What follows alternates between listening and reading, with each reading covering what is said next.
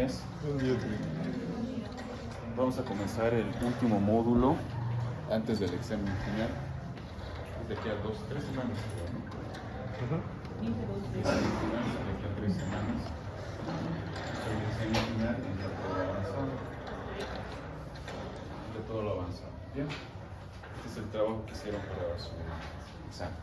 Bien, vamos a empezar a ver todo lo que es la patología, lo que es el intestino bajo, que es lo que frecuentemente se observa más en esta parte del mundo, en el continente americano.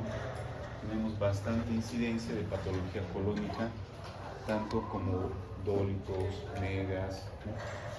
Tenemos patología, enfermedad diverticular, cáncer, tenemos en sí varias enfermedades que van a producir alteraciones en el tránsito intestinal.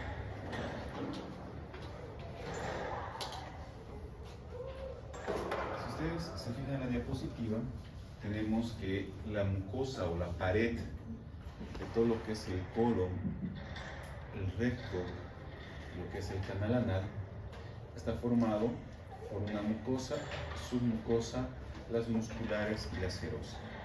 En sí, en todo el tubo digestivo tenemos las 4 capas que se van a presentar en esta parte del tracto digestivo, a excepción de lo que es el esófago.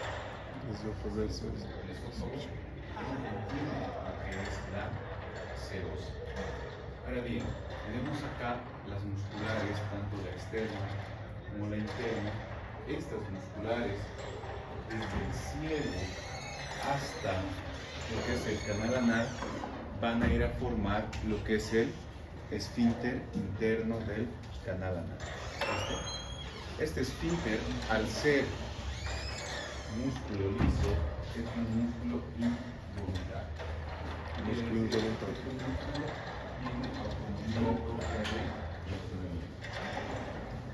Entonces, tener autonomía propia de funcionamiento, este músculo es el que previene la incontinencia cuando las personas están en un sueño profundo.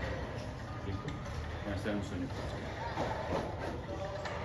Como ustedes saben, el colon prácticamente ocupa todos los cuadrantes que se encuentran a nivel del abdomen y está en relación con la mayoría de las vísceras de la columna, más que todo con el intestino delgado,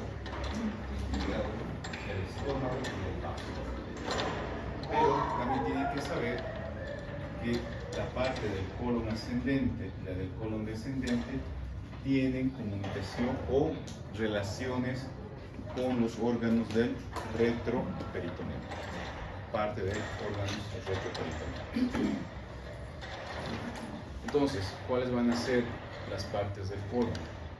Tenemos el ciego, la región iliocecal, luego tenemos el colon ascendente, el ángulo hepático del colon, colon transverso, ángulo esplénico, descendente, sigmoides, recto y canal anal. Entonces, todas esas partes tenemos en el recto y cada uno de estos segmentos tiene diferentes peculiaridades en cuanto a las patologías que se pueden presentar. Bien, si nosotros vemos el interior del colon, vamos a tener que la región iliocecal, que es esta la de acá, tiene 2 válvulas importantes. La válvula iliocecal y la válvula del apéndice, que es la válvula de Herlach. Estas válvulas son zonas de alta presión, lo que impide que haya un reflujo del cielo hacia el intestino delgado o del cielo hacia el apéndice. Todas estas son las que impiden que pueda haber el reflujo del intestino cerebral hacia el intestino. Luego tenemos que dentro de la mucosa del colon tenemos estas líneas que se llaman auscultaciones. Estas auscultaciones actúan como válvulas de retención para la formación de las heces fecales.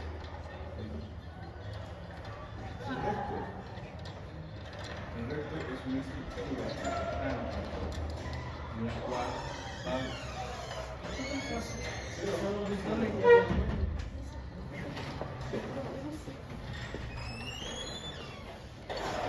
el recto es una estructura importante en la cual va a tener la función de almacenamiento de las heces fecales y por ende va a perdurar lo que son las válvulas de Houston para que no haya el reflujo hacia el polo sigmoide. Estas válvulas de acá que tenemos acá, las válvulas de Houston, son importantes, en especial cuando realizamos una rectosigmoidoscopía, vemos que esta válvula de acá es la que te indica el segmento que es intraperitoneal del recto y el segmento extraperitoneal. ¿Listo? Si nosotros seguimos bajando, tenemos acá lo que es la línea dentada, la línea pectínea del ano. Esta línea delimita el final del recto y el comienzo del canal anal. Luego vamos a tener que los plexos hemorroidales. Los plexos hemorroidales van a ser uniones arteriales y venosas de los paquetes hemorroidales. Entonces, ¿qué arterias van a ir a formar los plexos hemorroidales? Tenemos que la hemorroidal superior va a ser rama de la mesentérica inferior, el plexo hemorroidal medio va a ser rama de la arteria ilíaca interna y la hemorroidal inferior es rama de la arteria pudenda interna. Luego tenemos acá el esfínter externo. Este esfínter es músculo esquelético y por lo tanto es un músculo voluntario. Este esfínter va a estar formado por los músculos cubo rectal, elevador del ano y el isquio rectal. Entonces fíjense, tenemos los músculos que van a ir a formar lo que son el esfínter externo del canal anal. Esta lámina es bien interesante. Esta es la última publicación que salió en la Cleveland, en Estados Unidos, donde las delimitaciones del canal y el recto cambiaron. Ya no se basa en la anatomía tradicional, ya no se basa en eso. Entonces, si nosotros nos fijamos, tenemos que el canal anal va a comenzar por encima de las columnas de Golgi. Comienza por ahí. Entonces, tenemos este primer límite de transición. Es el primer límite de transición. Por debajo de esta columna encontramos las glándulas de Morgano o las criptas de Morgano. Y ya por debajo vamos a encontrar la zona escamosa o el epitelio estratificado del canal anal. Entonces, fíjense, tenemos dos zonas de transición, o cambio de epitelio. Como ustedes saben, cuando tenemos zonas de transición o cambios de epitelios, es donde se produce la mayor cantidad de procesos neoplásicos. La irrigación del colon. Como ustedes saben, la irrigación del colon está dado casi por el 80% por la arteria mesentérica superior y apenas un 20% por la arteria mesentérica inferior. Es por eso que cuando nosotros realizamos cirugía de colon, no nos importa ligar la mesentérica inferior, pero sí lo que cuidamos es esta arcada de acá, la arcada del pulmón o la arcada marginal. Esta es la arteria que hay que cuidar cuando se opera colon. El drenaje venoso en el intestino grueso también es paralelo a las arterias y estas van a drenar en lo que es el sistema venoso portal. Como ustedes saben, la vena porta está formada por la vena esplénica, la vena mesentérica superior y en algunos casos la vena mesentérica inferior puede ir a formar parte de lo que es el sistema venoso portal. Los plexos nerviosos, tanto del sistema simpático como del sistema parasimpático, van a estar dados por los plexos solares y el plexo hipogástrico. Estos plexos van a dar la motilidad intestinal. Pero estos plexos, a su vez, están regulados por los plexos de Meissner y Auerbach. El plexo de Meissner es un mucoso, el plexo de Auerbach es muy interno. Y a su vez, estos plexos están regulados por las células de Cajal. Estas células de Cajal son los marcapasos que tenemos en todo el intestino, los que van a regular el peristaltismo y la motilidad intestinal. ¿Listo? Esto es muy importante que quede claro para la comprensión de las patologías que vamos a ir viendo más adelante. Los linfonodos a nivel del colon tenemos 4 grupos principales.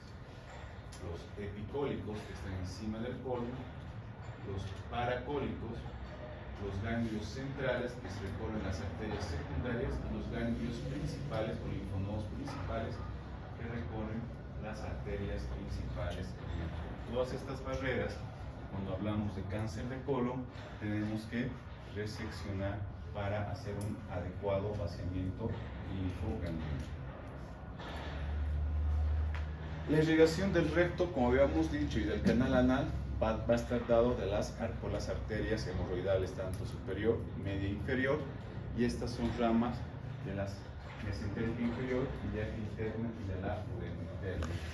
Ustedes fíjense que el drenaje venoso junto con las arterias se van a unir y van a formar lo que son los plexos hemorroidales, tanto internos como externos. Hasta ahí el recuerdo anatómico. Veamos la primera patología. Cáncer del colon, apendicitis aguda. Ustedes en su práctica diaria, como médicos generales, se van a topar con distintos procesos de abdomen agudo. Y el principal de ellos es el abdomen agudo causado por una apendicitis aguda. Entonces es importante que ustedes sepan diagnosticar una apendicitis. Como definición podemos decir que es la inflamación aguda del apéndice secal secundario a una obstrucción. ¿Obstrucción por qué? Coprolitos, cuerpos extraños, nódulos linfáticos. 60% de los casos. ¿Listo? Esta lámina, ¿para qué nos sirve? Esta lámina nos sirve para explicar las fases de la apendicitis aguda. Pero todo parte de ese recuerdo que hicimos cuando hablamos en el intestino delgado sobre la fisiopatología de la obstrucción. ¿Se acuerdan? ¿Se acuerdan todos estos pasos que tenía que pasar hasta que llegue a la perforación? Los mismos pasos pasan en una apendicitis aguda. Entonces se establece el proceso obstructivo, empieza a haber edema. El edema, cuando se establece en el apéndice secal, hablamos de la primera fase de la apendicitis aguda, que es la fase catarrhal.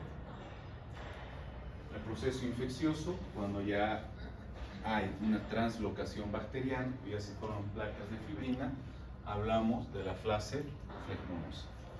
Y cuando se empieza a comprometer la circulación, ya hablamos de una fase necrosada o gangrenosa, y posteriormente viene la perforación.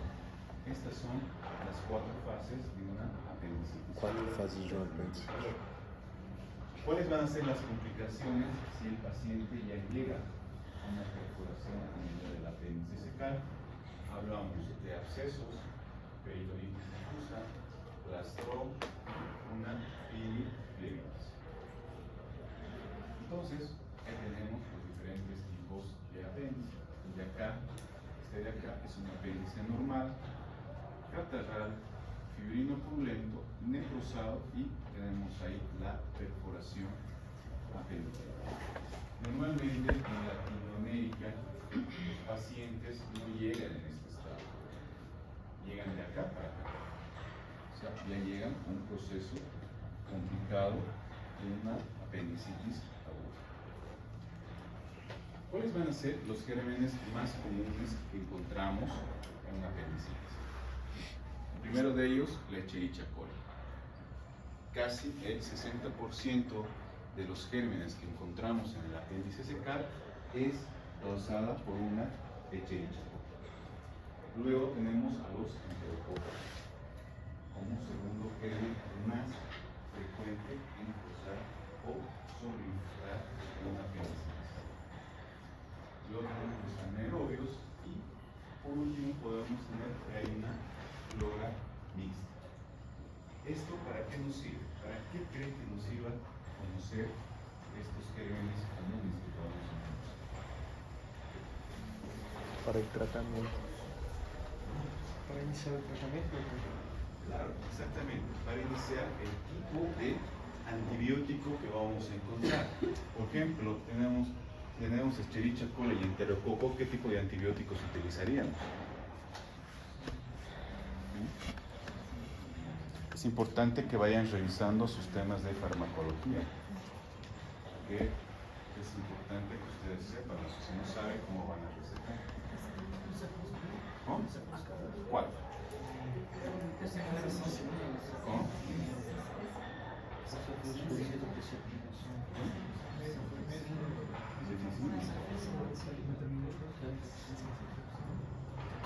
Pero ¿cuál? A ver, tenemos Escherichia coli y enterococos. Para eso tenemos que saber el espectro de acción de cada generación de antibióticos y la familia de antibióticos a la cual pertenecen y el porcentaje de resistencia a antibióticos que ya tenemos en distintos gérmenes. Acuérdense que ya la mayoría de las cefalosporinas tienen resistencia. Ya tenemos resistencia a ciertas cefalosporinas. Hasta la cuarta generación y se está iniciando ya con una nueva quinta generación de cefalosporinas. Entonces, tenemos este espectro de antibióticos, de gérmenes. Entonces, tendríamos que usar de quinolonas para betalactinas, betalactámicos de nueva generación. Y si a esto nos tenemos que juntar con los anaerobios, tendríamos que utilizar los imidazólicos. ¿Y cuál es el mejor imidazólico para estos gérmenes? ¿No? Eso, el metronidazol. Ahora, tenemos combinados que tenemos tanto la cuatro población de gérmenes, probablemente tengamos que usar un tratamiento triconjugado. ¿Cuál sería el otro grupo de antibióticos que tendríamos que utilizar? Ya estamos. Quinolonas, betalactámicos de nueva generación, podemos usar. Imidazólicos, ¿cuál sería el otro? ¿Cuál de los aminoglucósidos? Muy poco. Vancomicina podría ser un buen ejemplo de un aminoglucósido que podríamos utilizar en este tipo de pacientes. Bueno, para eso nos sirve conocer este espectro de antibióticos. Tiene que hacer un tratamiento con antibiótico mesmo se hace una psicopatía? Tiene que hacer. Claro, ¿por qué? ¿Por qué crees que tendríamos que hacer? ¿Por qué no está salvando la infección? Mi pregunta es, bueno, ¿por qué crees que tendríamos que hacer tratamiento de antibióticos que se sacamos en la pena? ¿Qué ocurre con los demás? Exactamente, hay translocación bacteriana y obviamente esa cavidad está contaminada. Entonces, tenemos que realizar tanto tratamiento antes de la cirugía como tratamiento después de la cirugía. ¿Por qué? Porque a veces tenemos que nos pueden generar abscesos residuales. ¿Listo? Es esa la razón por la cual se debe continuar con tratamiento antibiótico. Bien, muchas veces se ha visto que se les pregunta cómo ustedes explicarían la cronología de Murphy. ¿Saben qué es la cronología de Murphy? ¿No? ¿Cuál es? Dolor epigráfico que chegaria no mesogástrico, luego la fosa diacabrítica. Es la correlación del dolor. Pero ¿cómo explicamos eso? ¿Alguna vez se han preguntado por qué inhibe el dolor? ¿No? ¿Ustedes se han preguntado cómo es la migración del dolor o por qué ocurre esa migración del dolor? ¿No? Ya, nervios, peritoneo. Entonces, fíjense, ¿Cómo? Tiempo de evolución. Claro, tiempo de evolución también. Pero fíjense, esta gráfica nos sirve para explicar la correlación o la cronología de movimiento.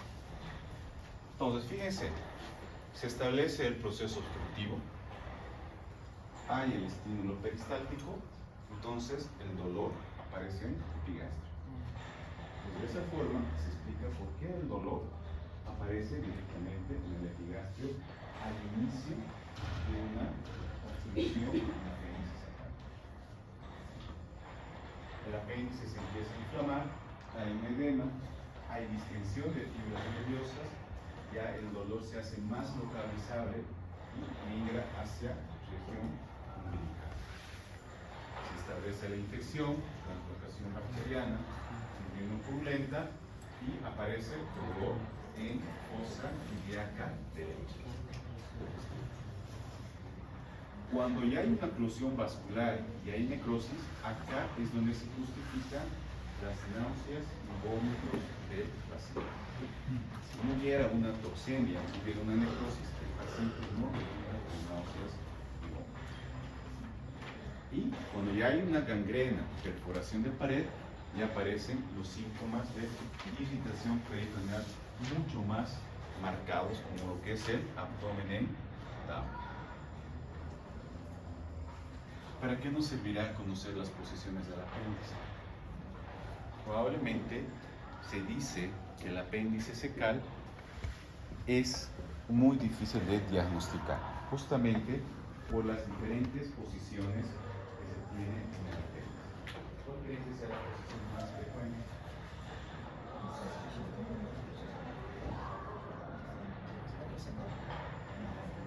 ¿Cuál es la más frecuente?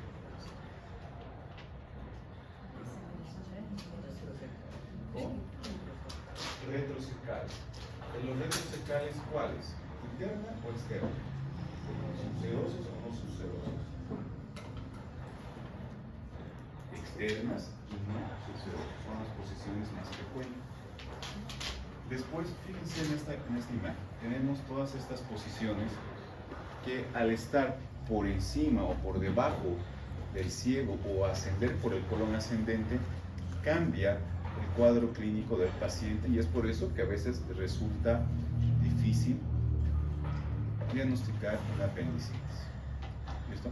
Es por eso que cuando están en formación los residentes, generalmente los residentes de primer año son los encargados de revisar todos los abdómenes para ir entrenando las manos en el sentido del tacto para realizar el diagnóstico en un examen físico. Porque acuérdense que la apendicitis no es diagnóstico imagenológico laboratorial, es diagnóstico clínico, es un diagnóstico clínico y con sospecha clínica. Cuadro clínico. Dolor y después náuseas y vómitos. Se cumple el cuadro clínico que también habíamos hablado en un abdomen agudo. Bueno, el segundo tema que vimos, el abdomen agudo, primero el dolor y luego náuseas, vómitos o diarrea. Fíjense que la edad más frecuente está entre los 10 y 30 años de edad y la clínica depende de qué? La localización del apéndice. Los niños debutan siempre con peritonitis. ¿Por qué? Porque tienen un epiplón corto que no protege. En los ancianos también debutan con peritonitis, pero de ellos es por una trombosis vascular. Y en las embarazadas, el desplazamiento de las vísceras siempre hace más difícil el diagnóstico. Incluso se puede confundir con una policistitis aguda bifásica. Puede confundirse. Ahora acá la pregunta es la siguiente. ¿Un paciente con apendicitis aguda puede tener ictericia? ¿Qué creen ustedes? ¿Puede o no puede tener ictericia? ¿No?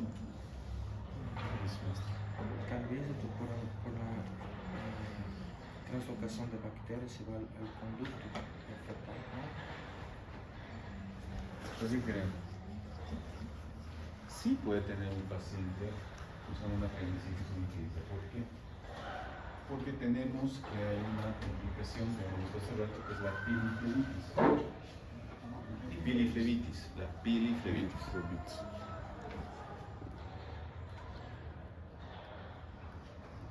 Esto. Piliflebitis. ¿Listo? Entonces, al tener una piliflebitis, ¿qué quiere decir? Que hay una infección a nivel de la vena porta. ¿Y dónde es el drenaje venoso del colon? En la vena porta.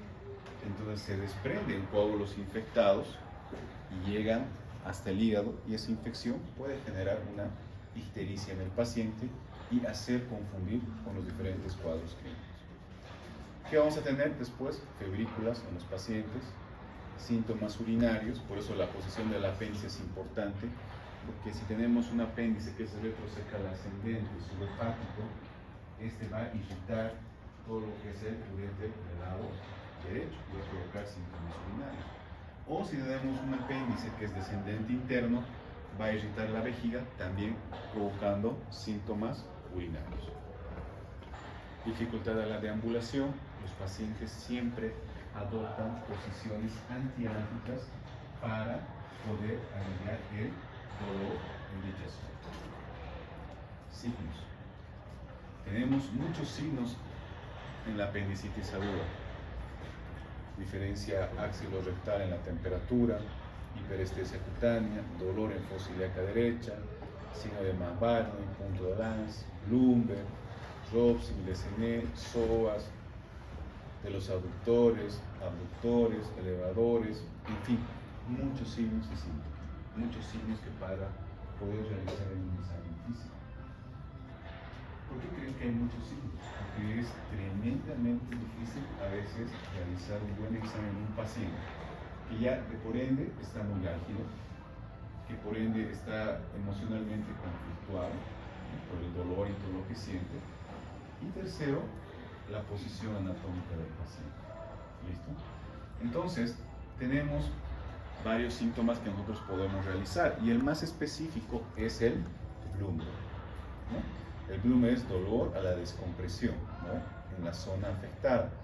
¿Dónde se localiza el apéndice? Fosa ilíaca derecha. ¿Dónde vas a ir a hacer el Bloomberg? Fosa ilíaca derecha. Si tú estás pensando que el paciente tiene un problema afectado más arriba, entonces irás haciendo un Bloomberg correlativo hasta encontrar los puntos dolorosos. Otro signo que es muy fácil de realizar y que es bastante efectivo es el Robson. El Robson es desplazamiento de gases del marco colónico izquierdo y duele en fosa ilíaca derecha. ¿Sí? Complicaciones del apendicitis aguda. Si tenemos que el EpiProp va a ir a tapar todo lo que es el proceso infeccioso, ¿qué vamos a esperar que se forme? Absceso apendicular, peritonitis localizada, y este va a ir a un plastrón, obstrucción, fístulas, o formar un tumor a nivel de la fosa ilíaca derecha. Como en el caso de los niños y de los ancianos, si tenemos una infección libre hacia la cavidad, tenemos una peritonitis difusa, sepsis y obviamente las complicaciones que tendríamos al igual que un paciente que no está complicado. Diagnóstico diferencial. Con todas esas otras patologías tienen que ser diagnóstico diferencial, especialmente en los niños. ¿Por qué los niños? Porque creen los niños que tenemos que hacer un diagnóstico diferencial de una apendicitis. Cuando les duele, por ejemplo, la garganta, tienen una faringoamigdalitis puntácea.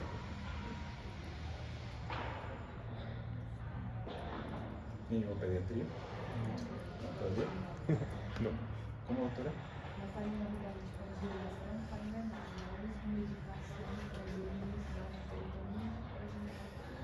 La pronuncio por no tratar una faringoamigdalitis, sino por el hecho de que esa faringoamigdalitis es puntácea, va a tener secreción purulenta a nivel de la garganta. El niño va a tragar esa secreción, va a provocar dolor y va a provocar, ¿qué cosa? Una adenitis mesentérica. Las adenitis mesentéricas son la principal causa de dolor no quirúrgico en un abdomen en un niño. ¿Listo? Lo que ha pensado la doctora está muy bien. Es una causa. Entonces, por eso, tanto a los niños como a los adultos, siempre hay que revisarles la garganta. Ese mismo dolor puede ocasionar un dolor tipo apendicular. ¿Listo? ¿Qué más? Gastroenteritis aguda, sí, itus, anexitis, cólicos renales, colecistitis aguda, embarazo ectópico, fiebre tifoidea, hernias, tumores, procesos inflamatorios, todos son diagnósticos diferenciales para una apendicitis aguda. Hola. Bueno, sí, dígame.